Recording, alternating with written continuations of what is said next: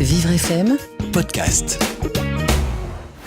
Jusqu'à 13h, le grand témoin. Défi du quotidien sur Vivre FM. Benjamin Moreau, Jean-Baptiste Bergès.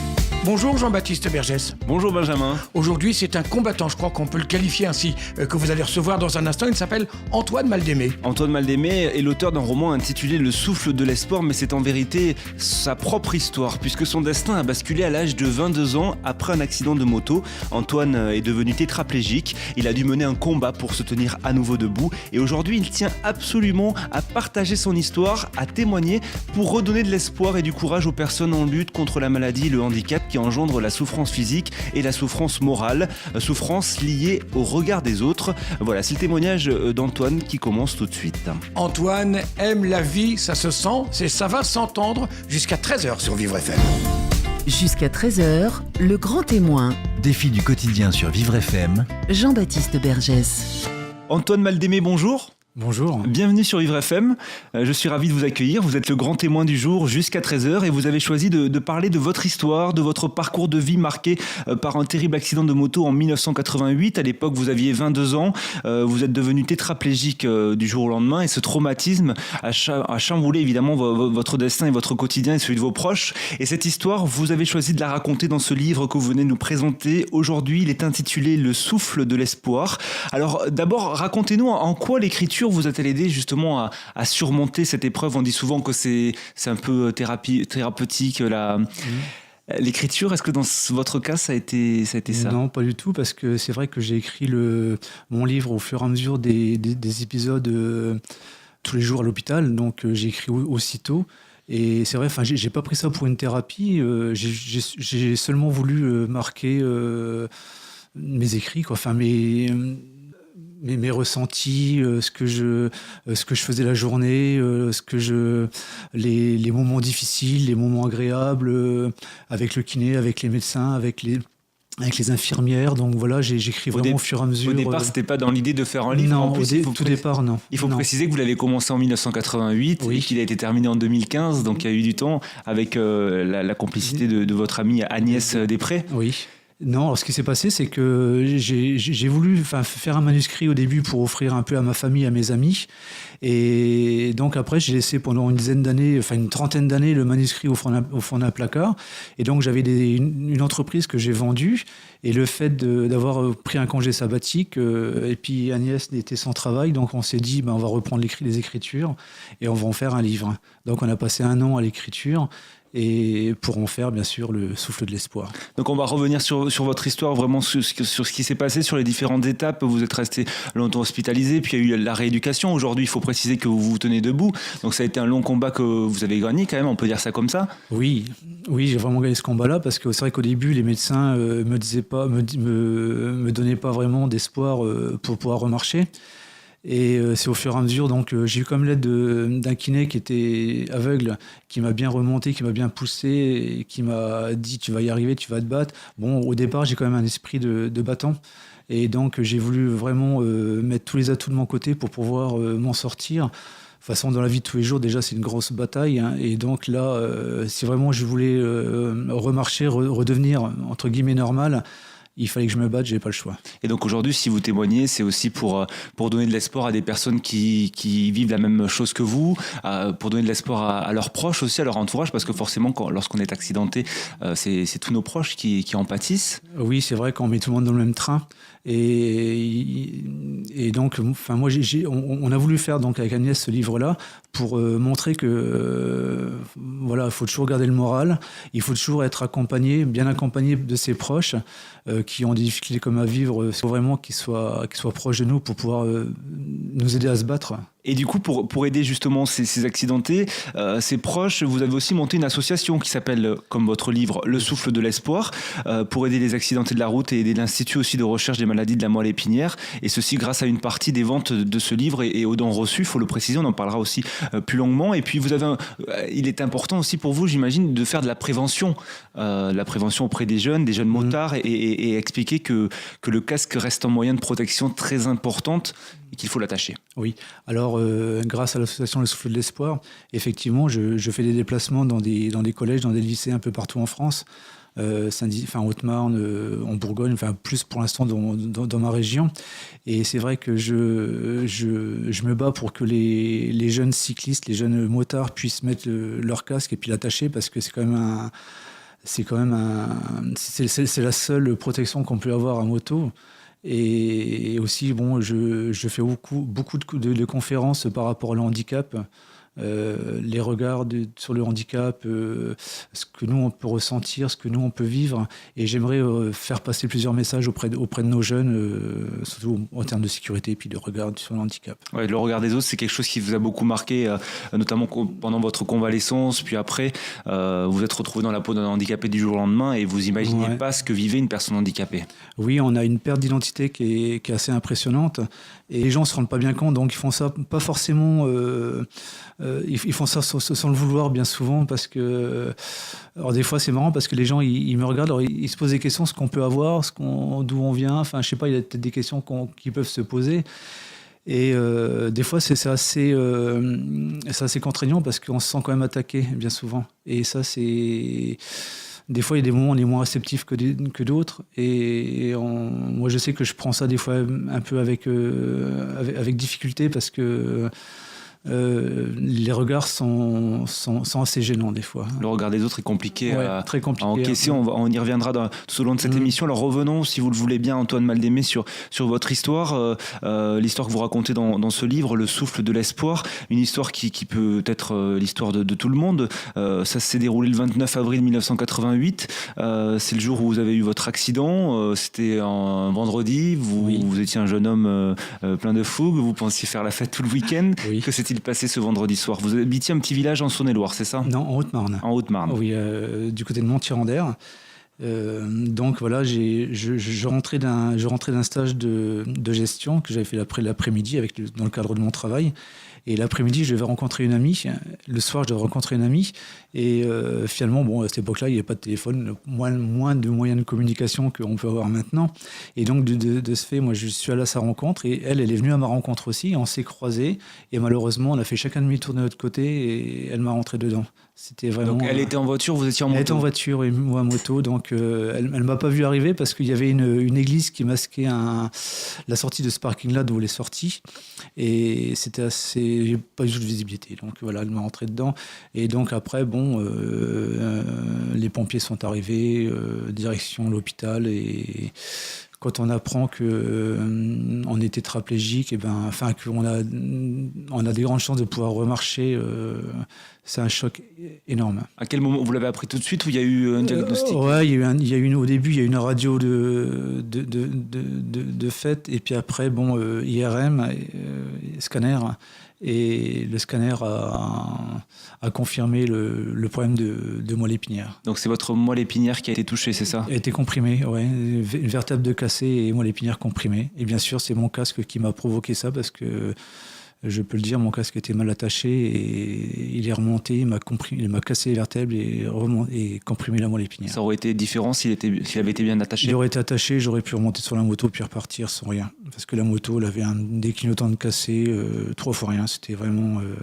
la moto était pratiquement intacte. D'accord. D'où l'importance aujourd'hui de votre prévention auprès des motards. Oui, oui. Enfin je pense que maintenant, il y a un peu plus de prévention. Il y a 30 ans en arrière, c'était un peu moins... il y avait moins de prévention qu'il peut y en avoir maintenant, je pense. C'est un peu plus diffusé quand même, avec les spots publicitaires, avec les émissions de télé, de radio, comme vous faites. Du coup, vous avez été opéré quand même Oui, alors j'ai eu plusieurs opérations sur Nancy, donc docteur Kilik, qui m'a opéré, docteur Deck, excusez-moi, qui m'a opéré, non Kilik, qui m'a opéré des vertèbres. Il m'a fait un greffon osseux en prenant un os de la hanche pour me changer la vertèbre qui était complètement émiettée. Et après ça, ce qui concerne la moelle épinière, donc on ne peut pas y toucher, donc c'était la suite qui allait faire sa chose. Donc après, un travail sur moi-même, un travail de rééducation énorme pour pouvoir réussir à remarcher. La rééducation a été longue. Alors aujourd'hui, vous êtes de nouveau sur les jambes. Mais à l'époque, vous aviez 22 ans. Comment on réagit? Vous étiez dans quel état d'esprit quand on vous annonce justement que vous êtes tétraplégique? Voilà, qu'est-ce que vous dites à ce moment-là? Au début, on a du mal à y croire. On se passe un peu un film en arrière en disant que waouh, qu'est-ce que j'ai fait, quoi. C'est un choc parce que moi qui était quand même, je bougeais beaucoup. Bon, je faisais la moto de cross, je faisais du jogging le samedi matin, je faisais du foot, je faisais du judo. J'étais très actif tous les jours. Donc me retrouver alité, à ne plus pouvoir bouger parce que je ne pouvais ni bouger les bras ni bouger les jambes. Donc c'était vraiment, j'étais un légume. J'avais une tête sans corps, comme j'ai dit dans mon... Comme vous l'écrivez dans le livre, une tête sans corps, quoi. Donc c'est un choc, c'est un très gros choc. Et puis après ça, on se demande. Alors moi, j'ai toujours gardé le moral pour ne pas faire voir à ma famille que j'étais en souffrance. J'ai voulu montrer quand même déjà un poids pour eux. Donc j'ai pas voulu montrer que j'avais pas le moral pour ne pas en rajouter. Donc j'ai jamais montré auprès de ma famille que j'étais pas bien, que j'étais mal dans ma peau. Bon, il y a eu des moments de larmes, bien sûr. Il y a eu des moments de mal-être. Hein. Mais j'ai voulu faire en sorte de toujours montrer que j'étais bien pour ne pas que ma famille souffre davantage. Hein. C'est ce qui m'a aussi sorti de cette impasse. Donc vous avez caché votre mal-être. J'ai caché mon mal-être pendant plus de 6 mois. Et puis à un moment donné où vous avez quand même dû choisir, parce que dans cette situation, il y a soit on se laisse sombrer, soit on décide d'aller de l'avant et d'essayer de guérir. Enfin, voilà, là, il y avait eu beaucoup de rééducation.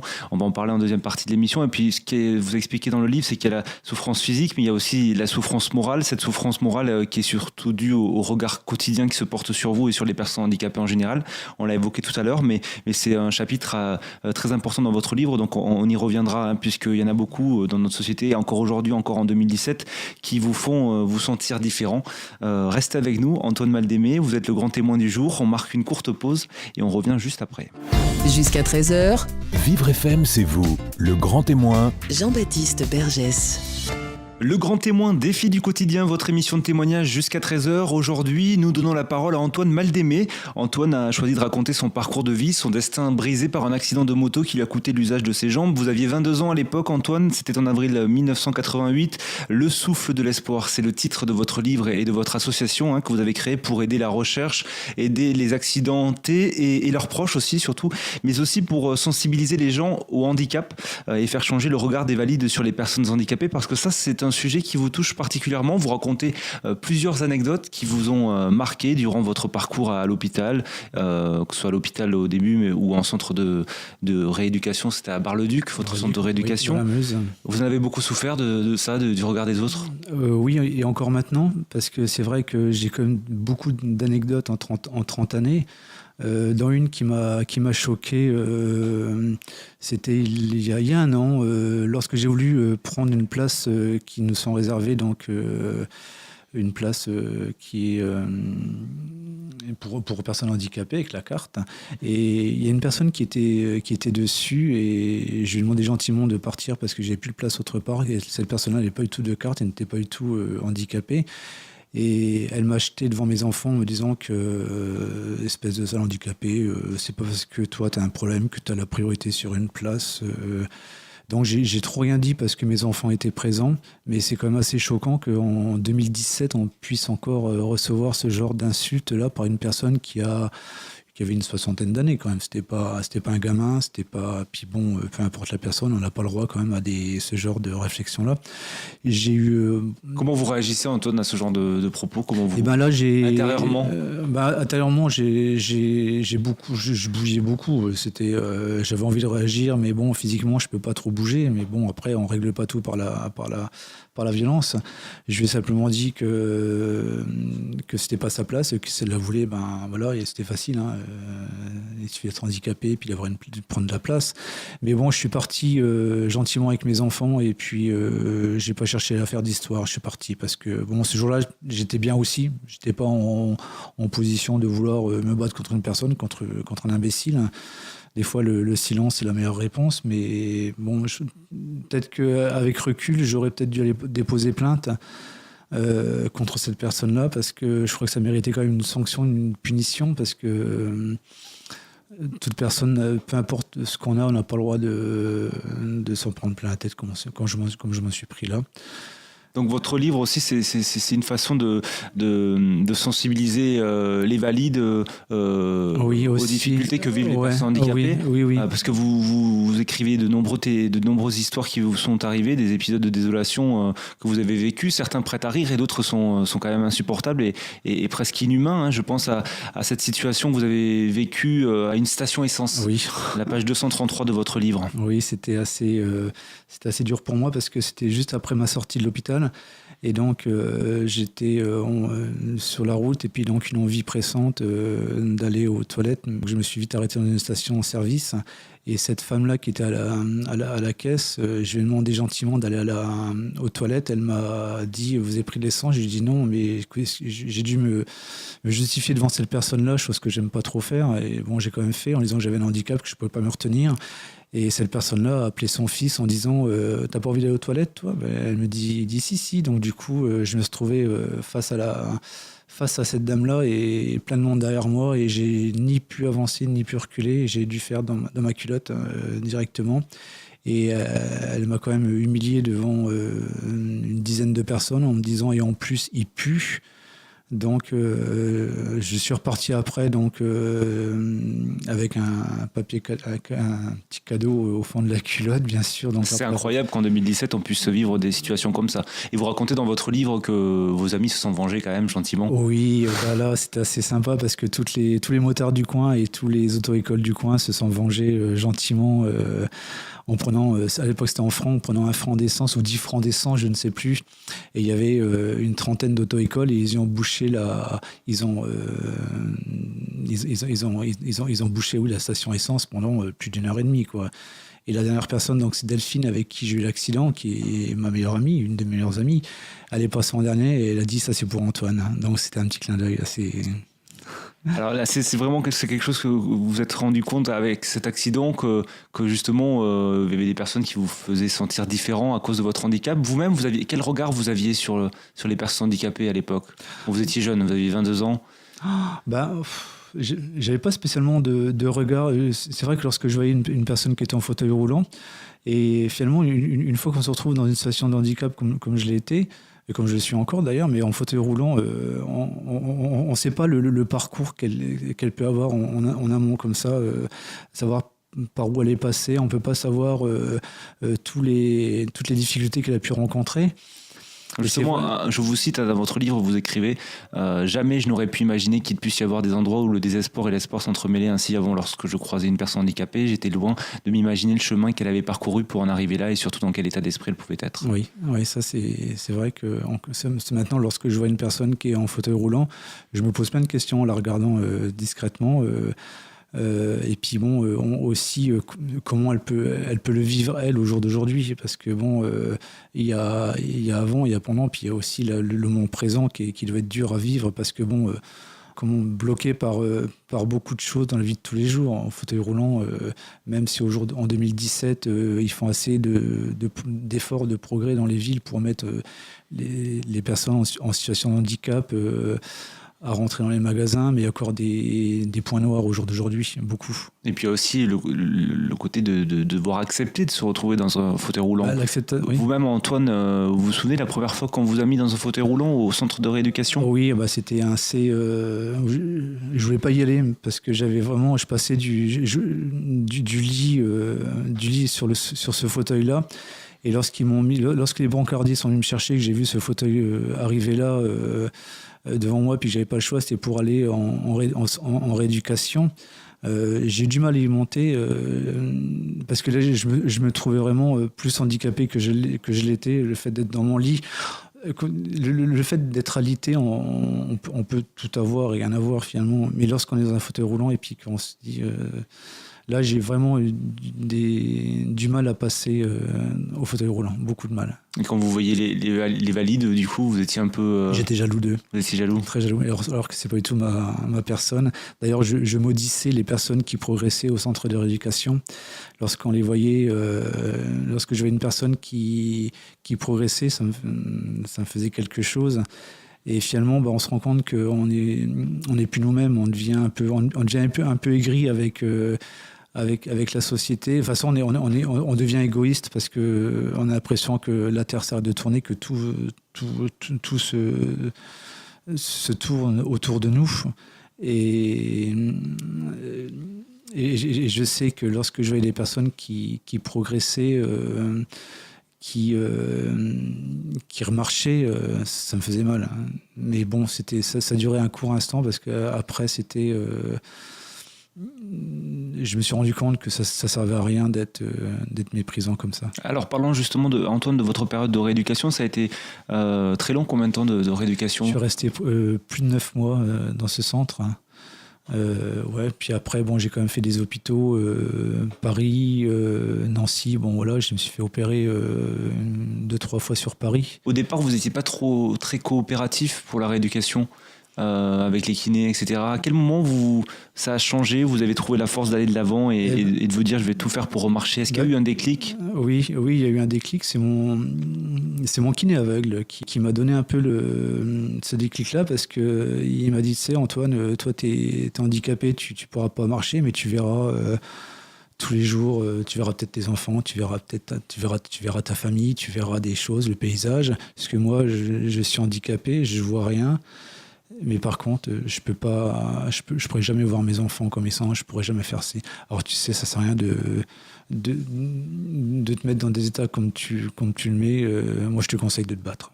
Et c'est vrai que je me suis accroché un peu à la vie, je me suis accroché un peu au combat, un peu grâce à lui, parce que c'est vrai qu'il m'a donné quand même le courage et la foi de me battre. Et c'est vrai que Dominique, le kiné, je l'ai encore eu au téléphone la semaine dernière, parce qu'il a eu un article de presse me concernant. Et c'est vrai qu'on est restés amis depuis une trentaine d'années, ça s'est passé. La rééducation, c'est très long, hein. C'est des petits combats gagnés tous les jours. Il y a parfois des phases de découragement aussi, parfois des phases d'euphorie. Et Dominique, c'est ce que vous racontez dans votre livre et c'est ce qu'il en ressort, c'est qu'ils vous en demandaient toujours plus, ils vous obligeaient à vous remettre en question, ils vous offraient une belle leçon de vie avec ce que vous venez de nous raconter. Mais voilà, il a vraiment été important dans cette démarche. Oui, Dominique était très important pour moi parce qu'il m'a un peu sorti parce que il m'emmenait manger chez lui. Donc il me poussait avec mon fauteuil roulant. Et il m'emmenait manger chez lui, on discutait bien, il m'emmenait au cinéma. Alors par contre, c'était un peu ma punition parce qu'il fallait que je raconte le film.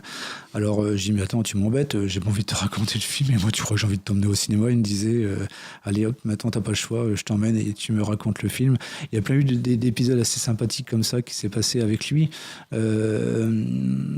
puis même, je veux dire, il était vraiment toujours avec moi dans la bataille. Il en demandait toujours plus, effectivement, comme vous ne faisiez pas de cadeaux dans la rééducation, il ne s'apitoyait pas sur mon sort, et ça finalement quelque part j'aime bien parce que il me disait vraiment, il me poussait vraiment au combat, quoi. C'était comme mon meilleur ami l'a fait avec moi. Il a toujours été positif, il a toujours été il m'a jamais parlé comme une personne en difficulté, et ça j'apprécie vraiment lorsque ça se passe comme ça. Et puis vos proches qui ont été quand même très présents, leur soutien a été primordial pendant toutes ces périodes de rééducation, et vous tenez aussi dans votre livre à saluer le personnel soignant qui a été à vos côtés. On en parlera dans la 3e partie d'émission. Antoine Maldemé, restez avec nous, vous êtes le grand témoin du jour. On marque une courte pause et on continue de vous donner la parole sur Vivre FM jusqu'à 13h.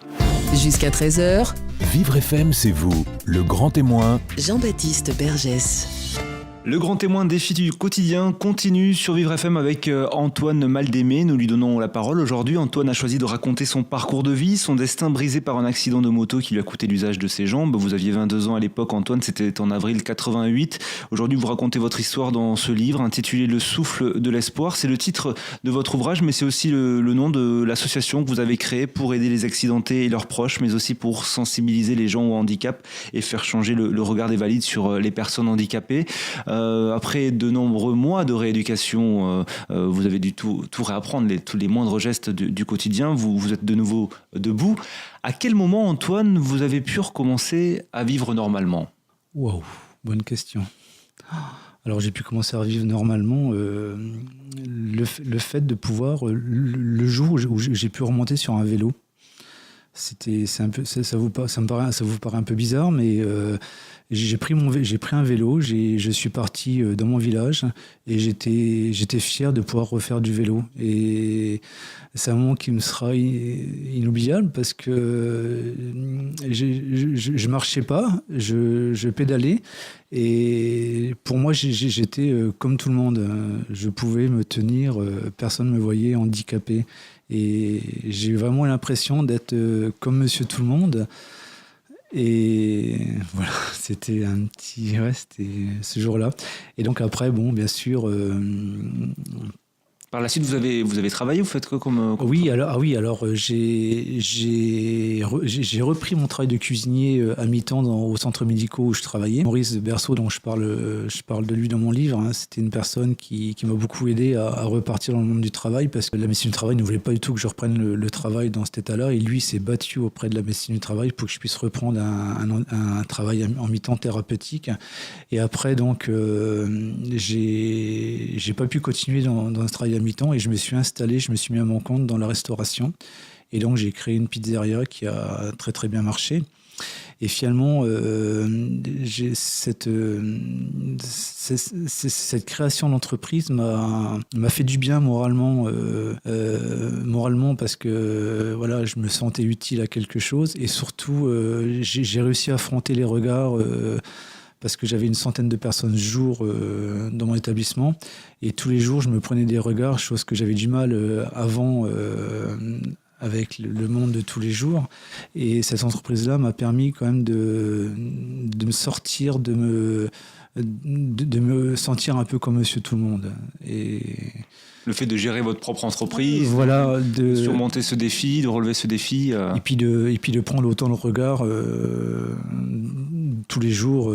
Donc j'ai réussi quand même à affronter le monde un peu plus facilement grâce à ça. Donc ça peut être une solution, un conseil à donner à nos auditeurs quand on le peut, essayer de faire obstacle de son handicap pour faire des projets. Oui, c'est vrai que le monde du travail nous aide beaucoup à repartir et à se sentir un peu utile et puis à se sentir un peu comme tout le monde.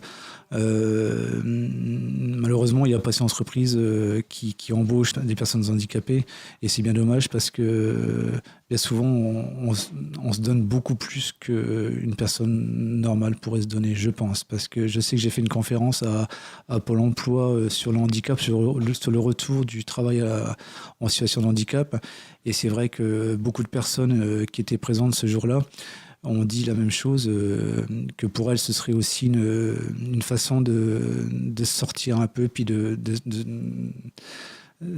rentrer dans la vie active, d'être comme tout le monde. Et de se sentir moins isolé, forcément. D'être reconnu, oui, parce que moins isolé, ouais.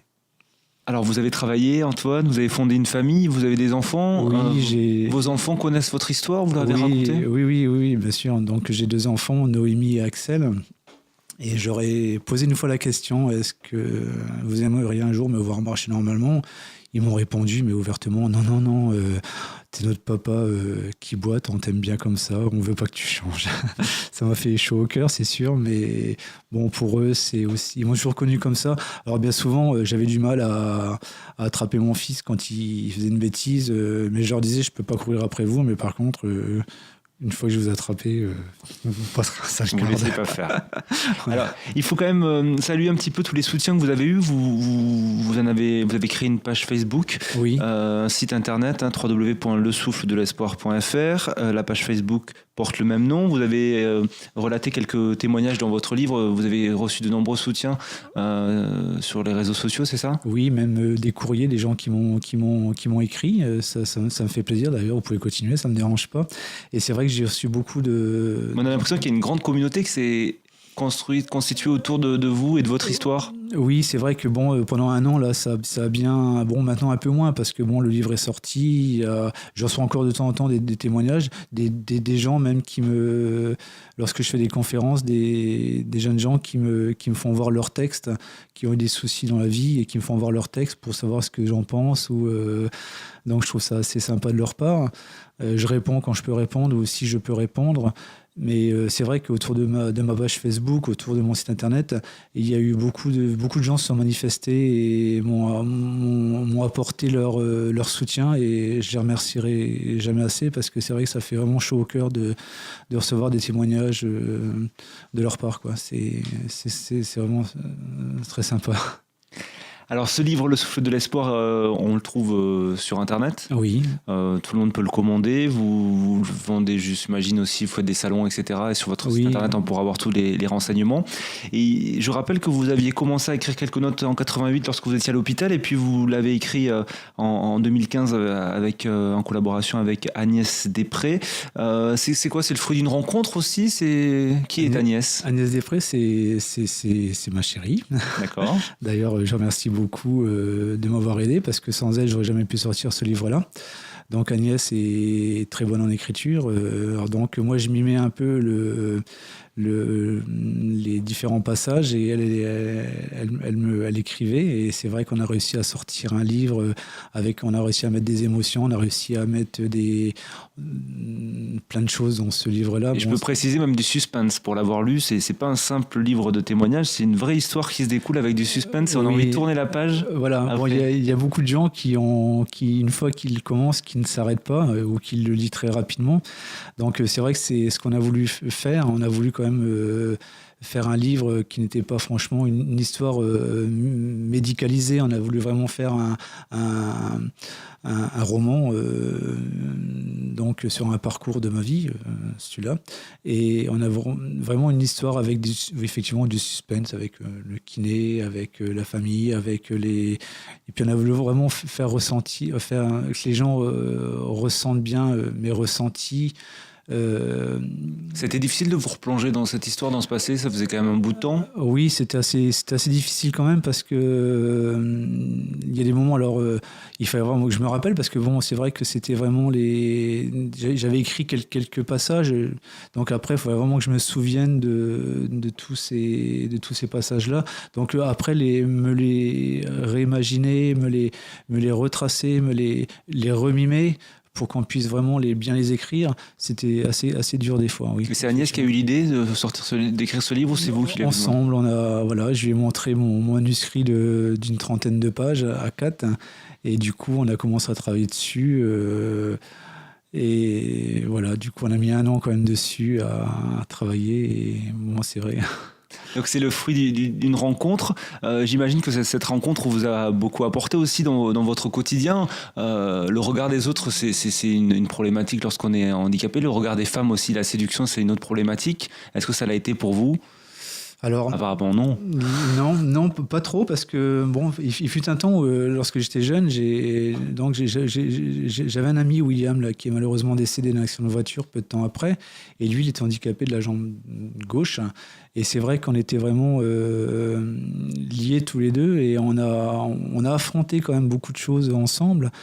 Et donc les regards, lorsqu'on sortait en discothèque, on était assez dans la séduction, et on était entre guillemets beaux gosses, et c'est vrai on bougeait pas du bar, quoi.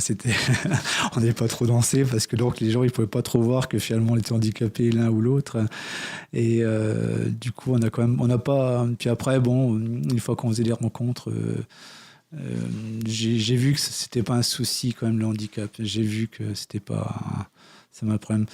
Lorsque j'ai rencontré Agnès, au début, on s'est parlé sans qu'elle me voie physiquement, mais c'est vrai que j'ai eu du mal à...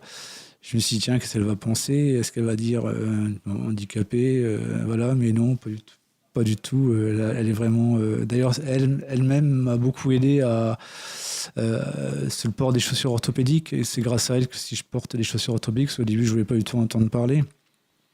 Et donc, elle me dit, mais non, mais écoute, voilà, ça peut t'aider, moi ça me dérange pas.